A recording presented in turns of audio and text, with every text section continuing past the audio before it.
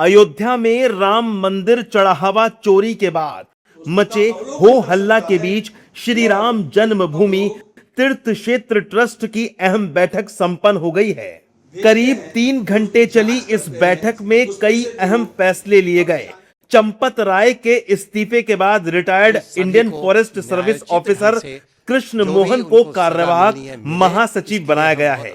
आज ट्रस्ट ने कई वायरल दावों की पोल भी खोली।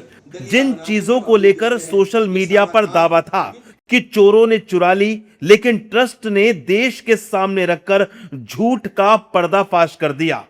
अब आपको ग्राफिक्स के जरिए दिखाते हैं कि बैठक के बाद राम मंदिर ट्रस्ट के कोषाध्यक्ष गोविंद देव गिरी ने क्या कुछ कहा। गोविंद देव गिरी ने कहा कि हम राम मंदिर में हुई चढ़ावा चोरी से आहत हैं। चंपत राय और अनिल मिश्रा का इस्तीफा मंजूर हो गया है, क्योंकि ट्रस्ट के संविधान में है कि त्यागपत्र देते ही इसे स्वीकार माना जाता है। अब चंपत राय की जगह कृष्ण मोहन ट्रस्ट का काम देखेंगे। गोविंद देव गिरी ने साफ किया कि दान में मिली 2800 वस्तुएं सुरक्षित हैं। गोविंद देव गिरी ने कहा कि हमारी मांग है कि हर अपराधी को सख्त से सख्त सजा मिले और किसी भी आरोपी को बख्शा ना जाए। साथ ही गोविंद देव गिरी ने बताया कि एसआईटी रिपोर्ट आने के बाद 22 जुलाई को ट्रस्ट की बैठक फिर होगी। अत्यंत बड़े संघर्ष के पश्चात, अनगिनत बलिदानों के पश्चात बना।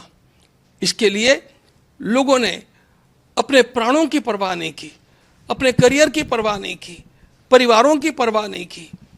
और उस मंदिर के बनने के पश्चात यह जो यहाँ पर चढ़ावा चोरी का कांड हुंडी के दान पात्रों के क्षेत्र में गिनती के समय हुआ है, यह हम सब लोगों के लिए अत्यंत लज्जाजनक स्थिति है। हम सब लोग इससे आहत हैं, हम दुखी हैं। चोरी कितनी छोटी हुई और कितनी बड़ी हुई, यह बात हम लोगों के लिए बाद में आती है।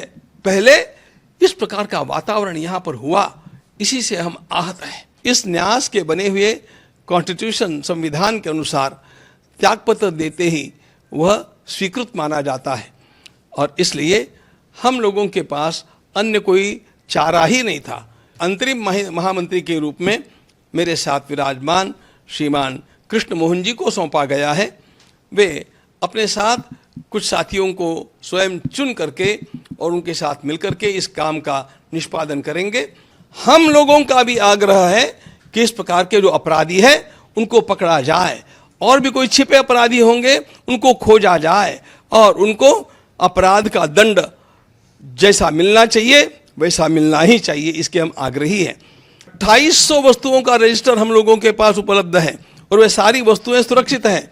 फिर 22 तारीख को हम मिल रहे हैं, उस तक हम लोगों का और भी एक महत्वपूर्ण पड़ाव पूरा हुआ होगा। हम समझते हैं कि तब तक एसआईटी की फाइनल रिपोर्ट हमारे सामने आ जाएगी, तो इन सब का विचार करने के लिए और कुछ न्यासियों की नियुक्ति करने के लिए फिर 22 तारीख को हम लोग मिल रहे हैं।